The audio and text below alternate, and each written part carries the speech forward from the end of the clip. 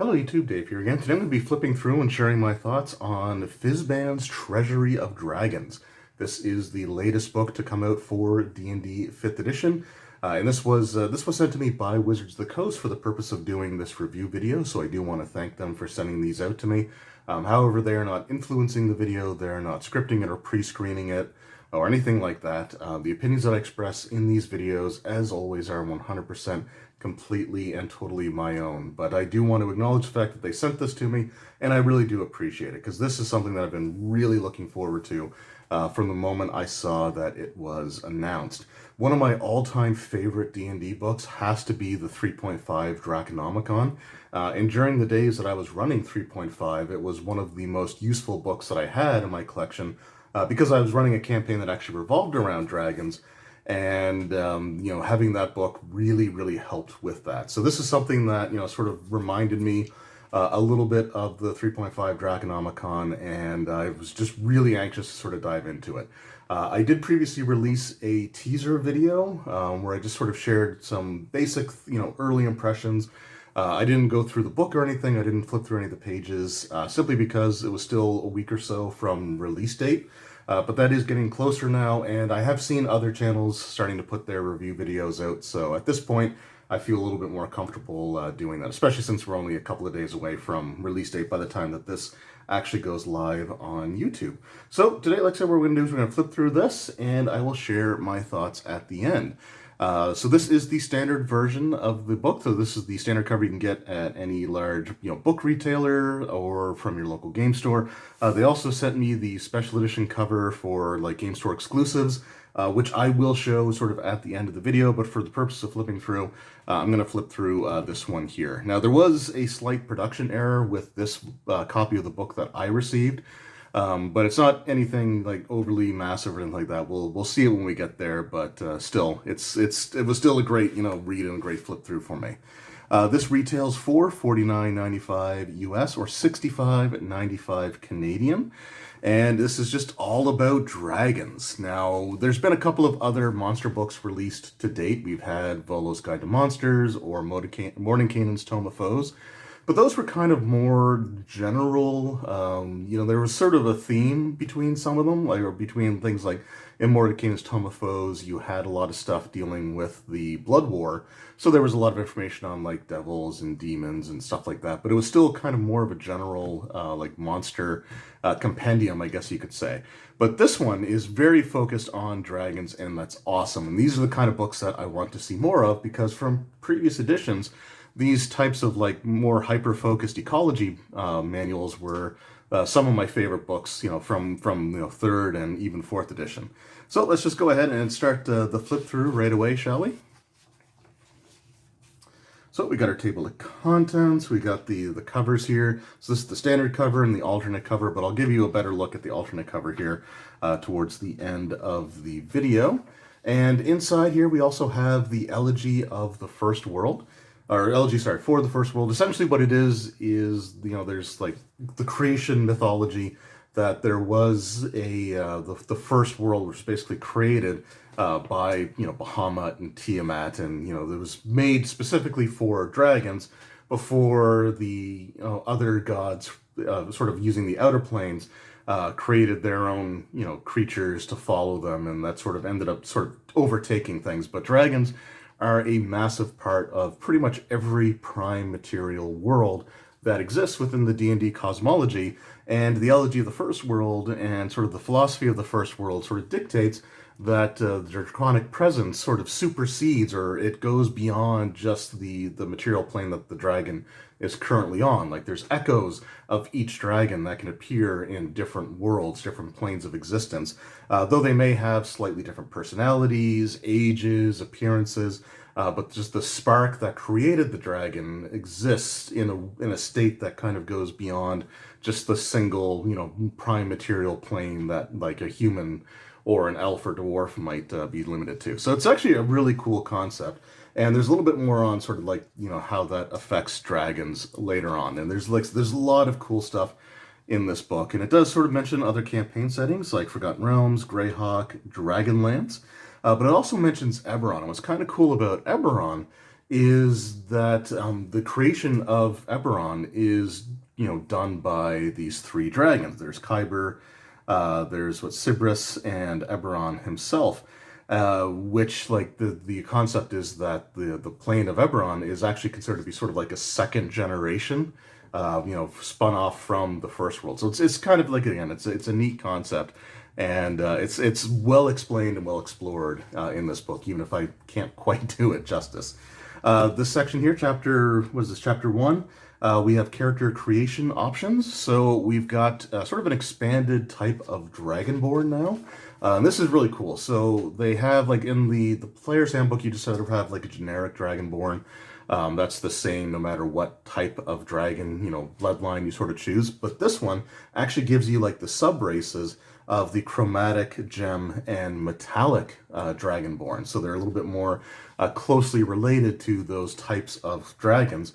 And they get like different abilities based off of that, which it's kind of nice. It's nice to see a little bit more of a distinction between the different types of Dragonborn, and this book does that really, really well.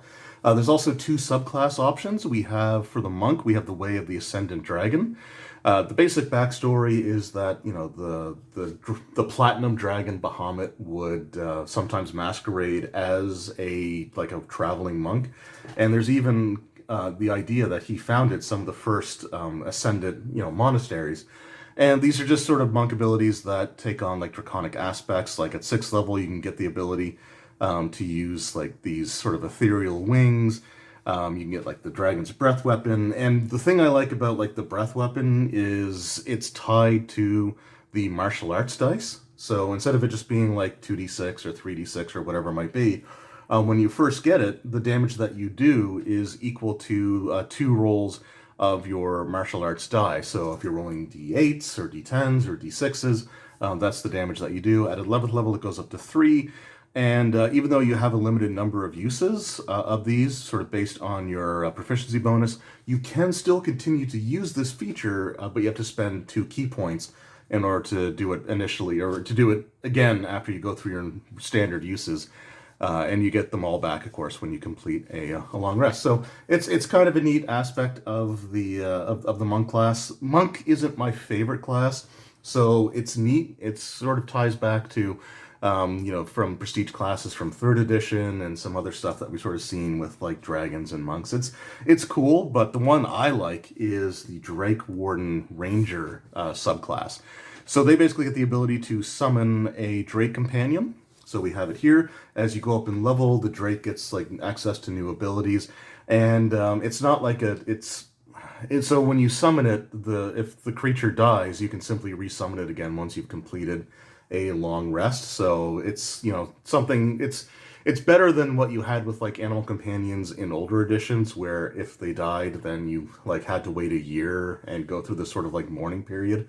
So I like the way that that's handled, but again, they get like more powerful abilities as you progress in level, and it's just cool. I mean, I love the drakes from again going back to 3rd edition, like the Crested Fell Drake and all that stuff. So it's really cool to see them back, and it's a nostalgic thing for me. I'm definitely not going to pretend that it's not.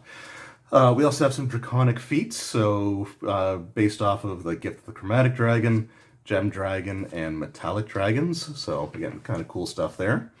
We get a few handy dandy spells. There's not a ton of them, but they are like very draconic themed, and some of them are named after dragons. Like you've got like Rhymes Binding Ice, Chardelon Stride. So actually the Rhymes Binding Ice is kind of cool because it sort of like can freeze you in place temporarily. And there's just some really fantastic artwork scattered all throughout this book. We've also got some magic items, which includes the Dragon Lance itself.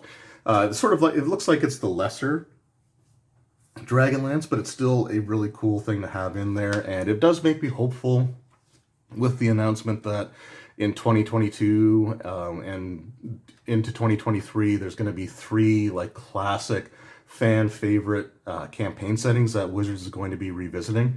I really hope that Dragonlance is one of them, because I really love that setting. And seeing like Fizban on the cover here, and to see the Dragonlance in here, and also talk of like Draconic Overlords later on in the book, it makes me really hopeful that we'll see that. But my favorite part of the items section or the equipment section here has to be the horde items. So the idea, the premise behind horde items is that there are certain items within a dragon's horde that the more powerful the dragon, the larger the horde, the more magic can be sort of found within the horde itself.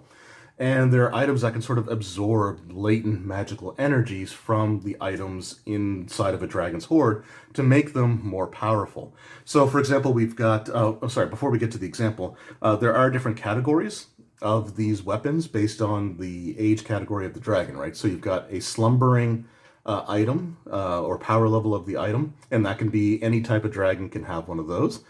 Stirring, a young dragon's treasure hoard can have one that's stirring.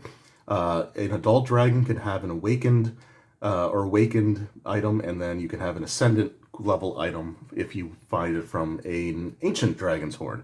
So just taking a look at, for example, the Dragon's Wrath weapon. So it's a weapon that's decorated with, dragon heads, claws, wings, or scales, or draconic letters.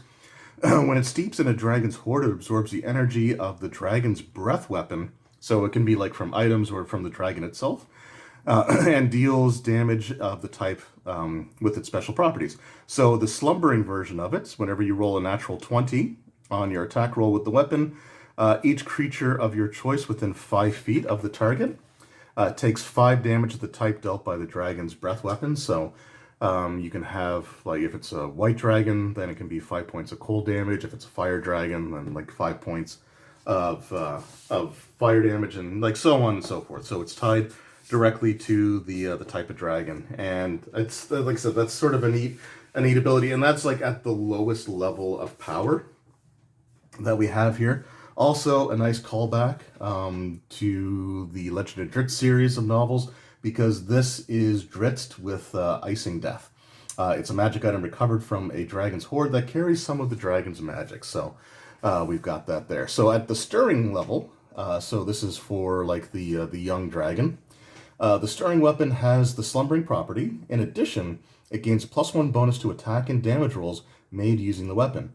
On a hit, the weapon deals extra 1d6 of the type of damage done by the dragon's breath weapon.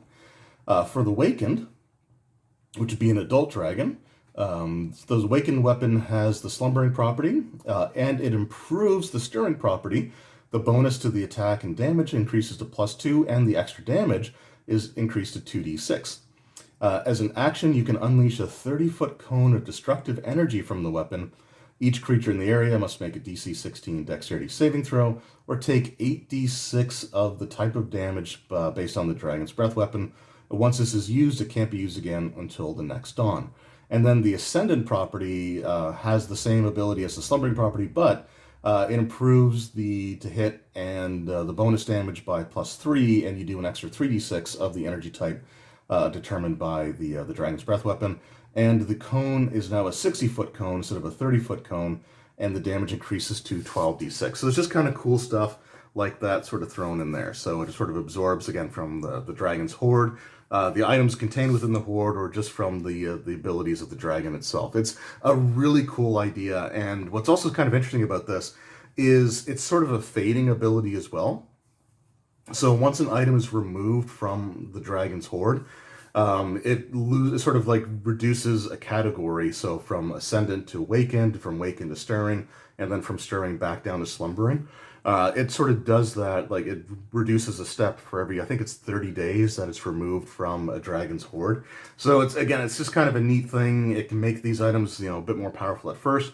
But if you have like a campaign where the players have a draconic benefactor, maybe like a patron or just a trusted ally of theirs, you could even have it so that the dragon may allow the players to store their horde items in its horde to sort of recharge and keep it from losing its potency. But it's just kind of a neat idea, and it's not something I really recall seeing in previous editions. So it's nice to see something that's at least new to me. And if they had something like this in previous editions, I just honestly don't remember it. But it's a really cool concept. I really like it.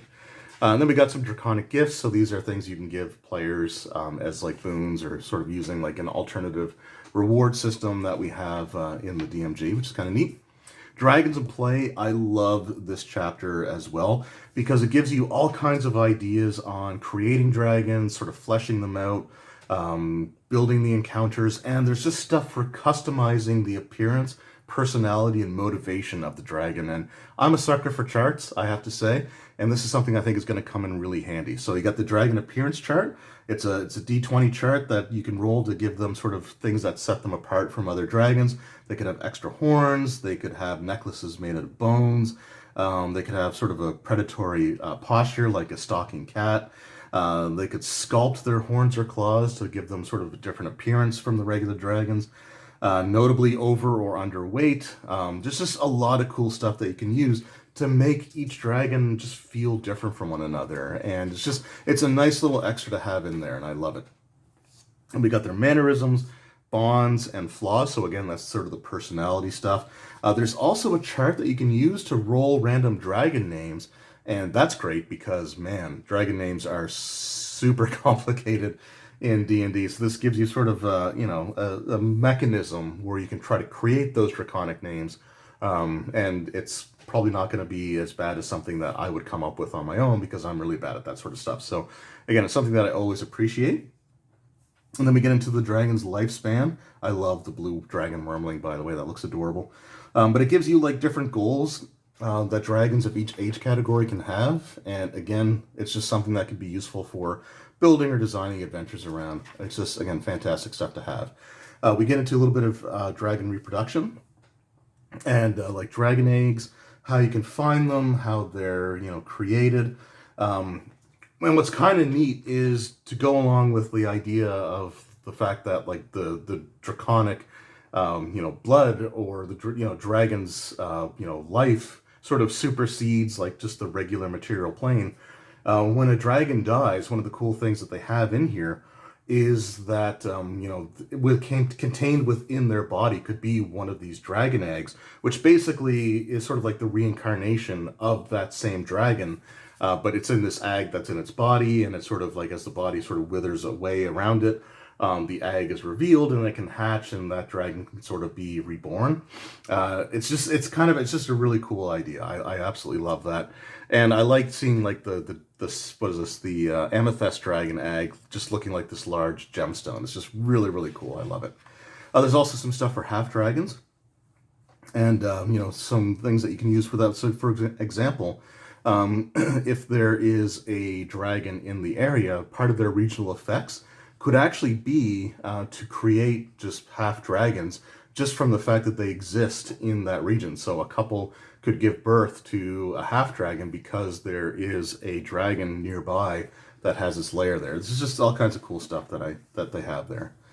Dragon death throes. This is another chart that I absolutely will be using in every dragon encounter going forward, or at least for every dragon encounter of like adult or higher, I guess, age category. But there's things in here where they can use their breath weapon as like a desperation attack as they die. They could roll an effect on the sorcerer's wild surge table. It can create or destroy life within a radius. Again, just a cool concept. I love it, and something else to use in there. Undeath, so different types of undead dragon adventure hooks, and the dragon echo characteristics. So again, the dragon echoes are the fact that, again, a single dragon may appear in multiple planes of existence, similar how like Bahamut and Tiamat are deities in several different D&D campaign settings, though they may have different names like Takesis and Paladine, for example, in Dragonlance, but they're still essentially Bahamut and Tiamat. So you can sort of have adventure ideas where there's like maybe a dragon is trying to sort of coalesce all of its echoes from different planes by absorbing their energies. So going to a different plane, killing its own echo and taking on its power, or other things that can happen. For example, if you're fighting a particularly powerful dragon, there's a chance that one of its echoes in a different campaign setting is also being attacked by another group of heroes, and at one point you could have both parties actually switch like planes of existence just because like they're fighting the same dragon. So maybe like they launch their breath weapon at the same time, and the characters caught in it end up swapping like planes of existence. It's just kind of like some neat ideas that you can sort of throw in there. It's just, again, really cool stuff. There's information on like draconic organizations, like the Cult of the Dragon, which is one of my favorites. The Chamber, you've got hide carved dragons, and then dragon relationships. So again, the different ways that dragons could appear. They could appear as a companion, crime boss, emperor, parental figure, which is kind of a neat one, teacher, warlord, patron, god.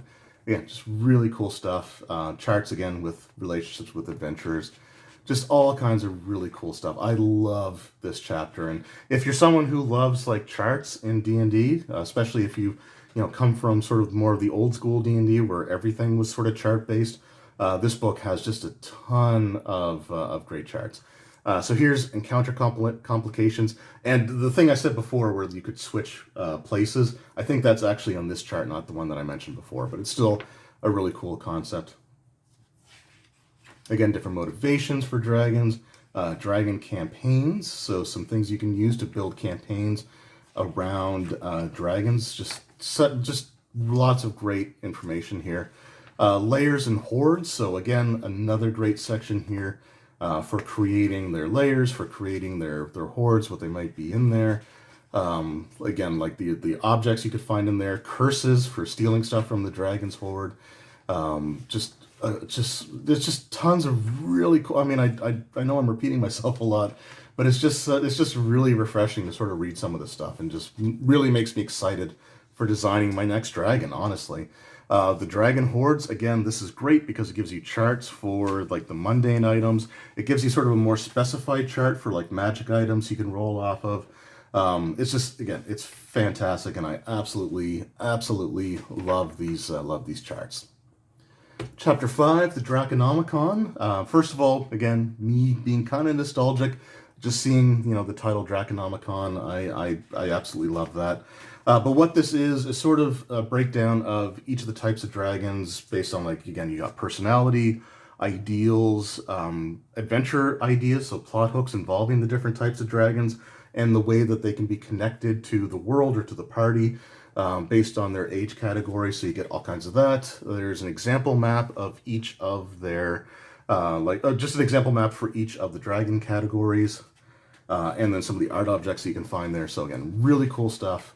Then we got the black dragon one, and there's also an example of a of a well-known dragon of each type in there as well, which is kind of cool to see. And then black dragons are my favorite, and I love that artwork.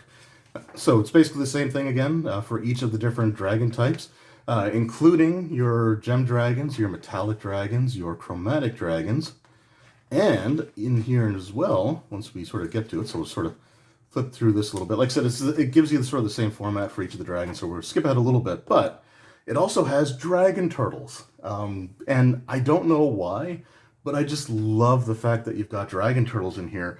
Because like you have them in the monster manual, but that's using this book, that's like the adult version, but you actually have the different age categories in this book. So you've got wormling, young, adult, and ancient dragon turtles. It's just super cool. I love that. And then if we go a little bit further, so I guess we'll just sort of skip ahead here a little bit. You got the sapphire dragon, so again, you got the gem dragons in here as well. Now, there's not a ton of artwork in this section for like the new types of dragons, but they do appear in the bestiary section, so we will have art for them. They just sort of save it for that section of the book, so that's why, like, for the newer dragon types, you don't see a lot of artwork, or even for some of the dragon types, you don't see much artwork. But again, that's cool stuff. And then we get the white dragon. And then we get into our bestiary section. So again, it's more monsters, more draconic monsters. It's great. I love it. We'll go through the different ones. We got the amethyst dragon. So we get like what they look like. We get animated breath. So a dragon's breath could sort of take on a life of its own. And I believe that's actually a callback or reference to, I think it was a spell actually, in the 3.5 Draconomicon, where a dragon could animate their breath weapon and have it attack. We have the aspect of Bahamut, so we have the aspect of Bahamut, aspect of Tiamat, as well as the Great Worm Dragons, which we'll talk about in a little bit here as well. But one of the things that I really, really like about the way that they've designed these like Great Worms or these aspects is that, like, on the surface when I was first looking at it, I was honestly a little disappointed. Because again, it's like armor class 23, hit points 585. It just doesn't sound that impressive, right? Like, for especially if they're trying to say it's challenge rating 30.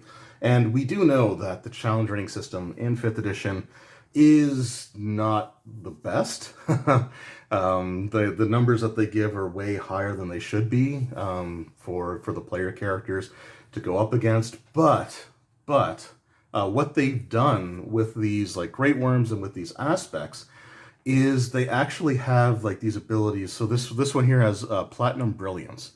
And what it is when they're reduced to 0 hit points, whatever attack reduced them to 0 hit points, they don't actually die, but instead their health resets to a set number. So in this case, it resets to 500 hit points, meaning that this dragon, instead of having 585 hit points, now has 1,085 hit points.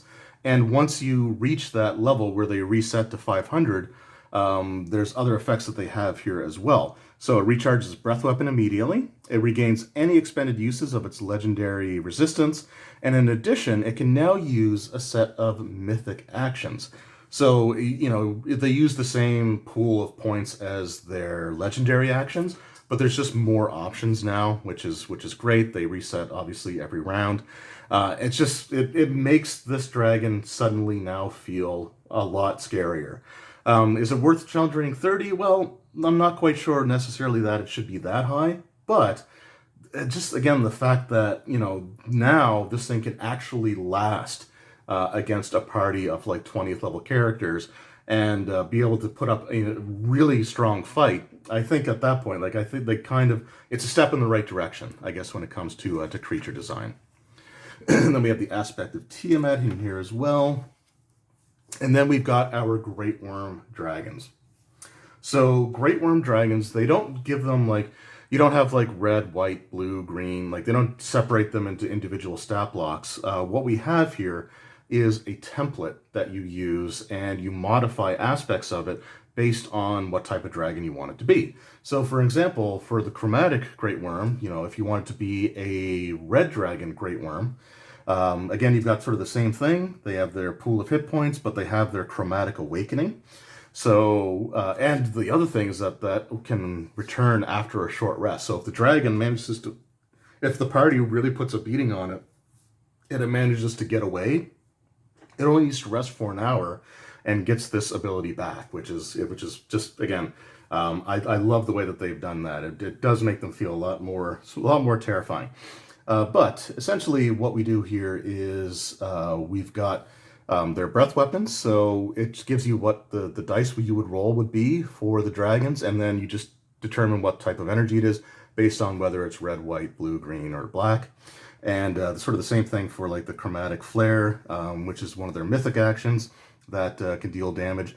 And again, you just sort of choose the type of dragon that you want. Same thing works for their energy resistances or immunities.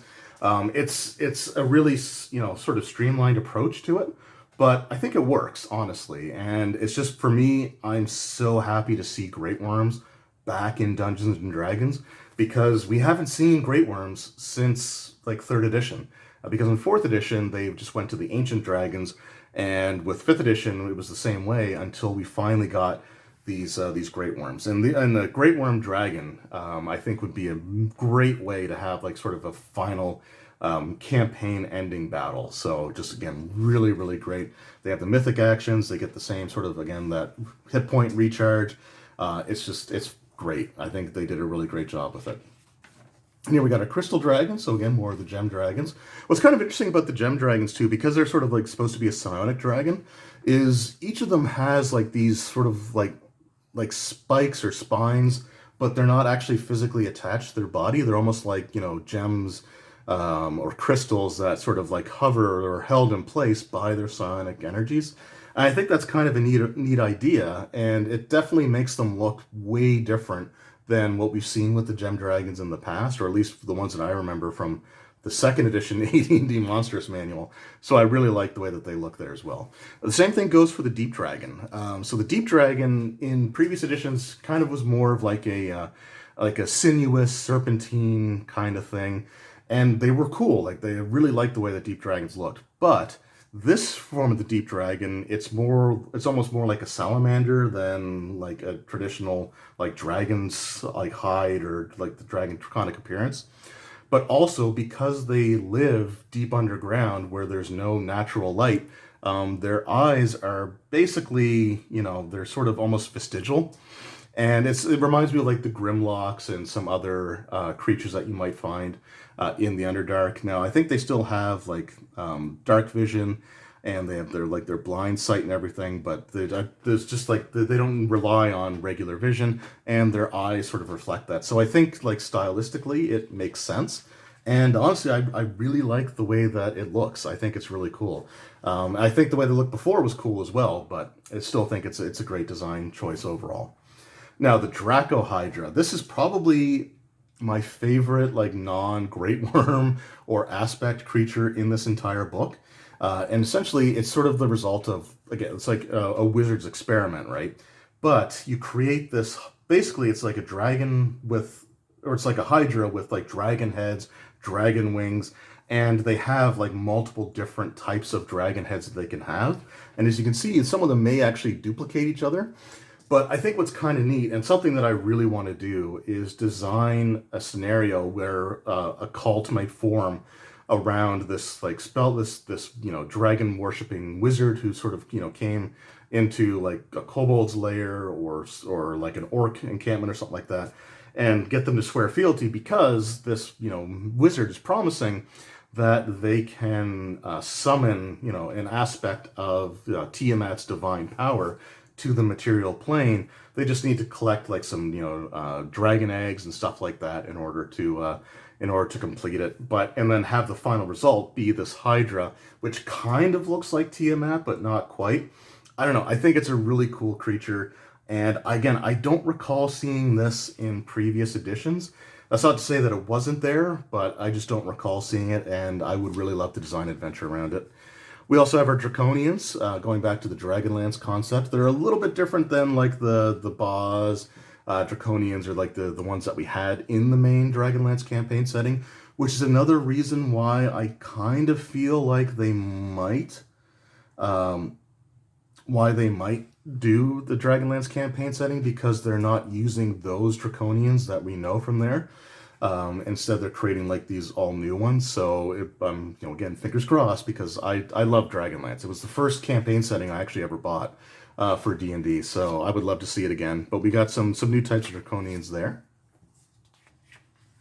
The Draconic Shard, so again, some cool creatures. Dragonbone Golem, Dragon Blood Ooze. Again, some new Dragonborn that you could use as like NPCs, so of Bahamut, of Tiamat, and of Sardior, which I believe is like the gem dragon god. Dragon Flesh Grafters, so you can have like grafted pieces of dragons put onto other creatures.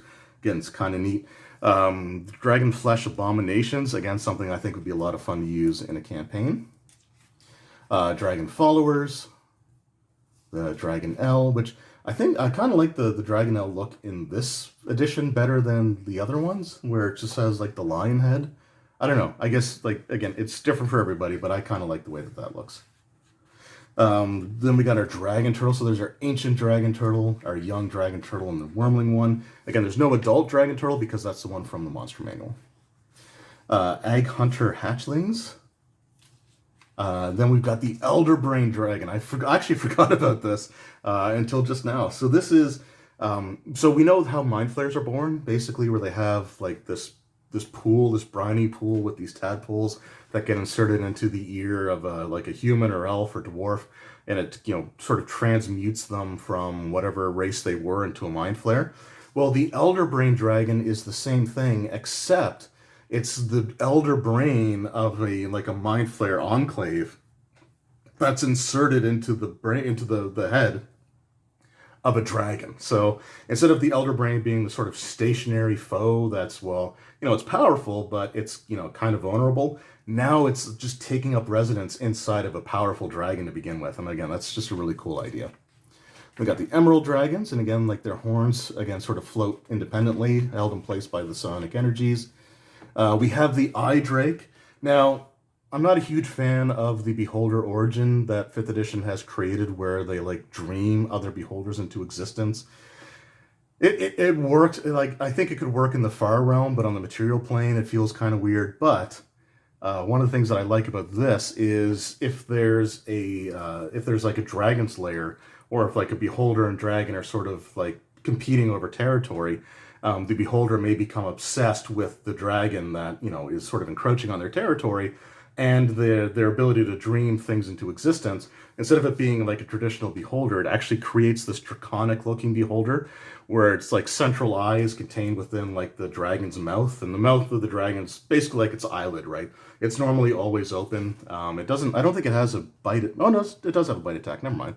But it's just, again, it's a really out there concept, and the dragon's wings have the eye stalks on it, which, again, it's creative, and I kind of love it. And we got the Great Worm for the Gem Dragons, Gem Stalkers, Ghost Dragons, Horde Mimic, so you can have a huge mimic that actually poses as a dragon's horde. Definitely going to use that as like a false horde in a campaign, 100% for sure. Like no doubting that whatsoever. You've got Scarabs, the Hollow Dragon. So it's sort of like it's a type of undead dragon. You've got the Lion Drake, the Metallic Great Worm, and I love the way that looks. It looks so cool. So there's some really great art in here. Some Sentinels, which are like constructs designed to sort of protect the dragon's horde. The Moonstone Dragon, the Sapphire Dragon, and the Sea Serpent. So I thought this was in the Draconomicon section, but I guess I was wrong. But again, I love that this is in here, because you've always had, like, you know, sea serpents in, like, it reminds me of Final Fantasy 1, honestly, where there's the sea serpent and it looks like a dragon. So it's just, again, really, really cool. And you've got the age categories of ancient, young, I guess it's just ancient and young. They don't have the full age categories, but that's fine. It's still really cool to see. And then we got the Topaz Dragon, and I believe that is it. And then a list of like the challenge ratings by creature type. So again, that's the Draconomicon. That was the flip through. Before we get to my review section, although I think I've spoiled that pretty well already, I just want to take a quick second to look at the Hobby Store exclusive cover, because like I like this cover. Like I do like the standard cover. I think it looks nice. Again, it's a little too red for my taste.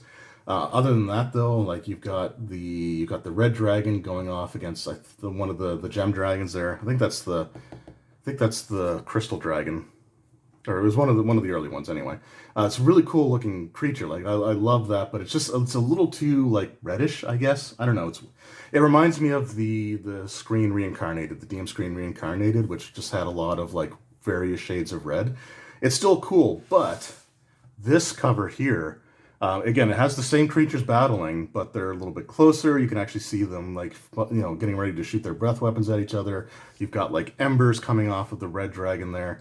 It's just such a really cool-looking cover, and I know it's going to be hard for the camera to do it justice, but it's also got, like, this metallic look to it as well, like this metallic finish that you can sort of see when the light catches it. And, you know, you can kind of see it on camera. Like, you can kind of see where it picks up. But in person, it looks just amazing. And I know alternate covers can be hit or miss, but this is by far my favorite alternate cover. I think of all the books that they've put out so far. I just absolutely love it. And there you got Fizban watching the fire there, and that's a callback to the Dragonlance novels. It's just, again, really, really awesome. So I love that cover. And this is, if you have a local game store in your area, then this is the version of the book that I would recommend, because I just love that cover so much. It doesn't have like the rubbery coating that a lot of these like types of exclusive covers have had in the past, so I don't think it'll like wear off as much as the other ones, but it's a really nice looking cover. I love the metallic finish to it. Overall I think it's great. So As far as the book itself is concerned, this probably won't be a surprise, but I love it. This is of the supplement books that have come out for 5th edition so far, and there's not really been a ton of them. We've had Volo's Guide to Monsters, Mordecai's Tome of Foes, and now we have Fizban's Treasury of Dragons. For me, personally, my own personal opinion is that this book is head and shoulders above either of those other ones. There was nothing wrong with those other books; they were really good. But I love dragons. I love the options that they give you here, sort of the new ideas that they have here with the echoes of a dragon existing in multiple worlds at the same time. Or like the idea of a dragon going after those echoes to become like the one true, there can only be one sort of idea. I love, Dragon Highlander. I think it's a really cool concept, but just there's a lot of great stuff in this book. There's a lot of useful charts. There's a lot of great, customization options. There's a slew of, adventure ideas that you can use straight from this book. And there's just a ton of great creatures in here. Like, I love seeing something like the Dragon Turtle get expanded upon a bit more than we had before. I love the inclusion of the Sea Serpent. People love the Gem Dragons. Like, a lot of people that I've sort of talked to were really excited to see the psionic Gem Dragons come back into the game. And I think overall they just did a really solid job with everything. The Great Worms are really well done. Like, the aspects of so the aspect of Tiamat in this book feels more powerful than the Tiamat from the Horde of the Dragon Queen adventure, or the Tyranny of Dragons adventure. And if you were running Tyranny of Dragons in this day, then I would recommend using the Tiamat from here, the aspect of Tiamat from here, instead of the one that they have in that book, because this is a much more of a campaign-ending encounter than what we had with the other one. And I already loved that finale. I thought that was a really great finale for a campaign, and still one of my favorite finales of all the 5th edition adventures that have come out so far. But I would still substitute the aspect of Tiamat from here into that adventure instead. So it's just, again, overall, very solid book. There's just all kinds of great stuff, and I'm a sucker for dragons. So, beholders, dragons, and undead, my top 3 favorite things to use in D&D. So when you got books that focus on them, I am all in, and this one does it really, really well.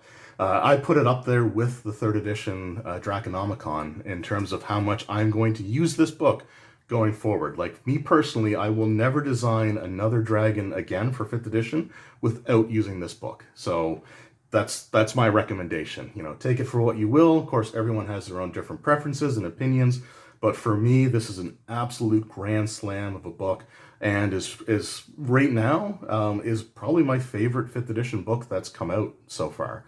I think it's that good. So I definitely recommend checking it out, especially if you can get yourself a copy of the Game Store exclusive cover, because man, this is just such a beautiful cover. I absolutely love it. Anyway, let me know in the comments below, what are your favorite dragons? What's some of your favorite memories involving a dragon encounter? Could be one you created as a DM, one you went through as a player, and what creature in this book are you most excited about using in your own campaign? For me, as much as I love the Great Worms and some of that other stuff, I really want to design that adventure with the false Tiamat being like the Hydra dragon creature. So that's the one that I'm going to go with. But let me know in the comments below, what creature from this book that I flipped through are you the most excited about putting into your campaign? I really love to hear your guys' ideas, because you guys come up with some amazing stuff. Like, absolutely amazing stuff. Anyway, I hope you guys enjoyed. Once again, thank you to Wizards of the Coast for sending these to me. I absolutely love these books, and hope you guys check them out. And thank you to everyone watching this video as well, taking time out of your day. It really does mean a lot to me. I appreciate it more than you may know. Anyway, thanks again. I hope you enjoyed, and I will see you all next time. Take care.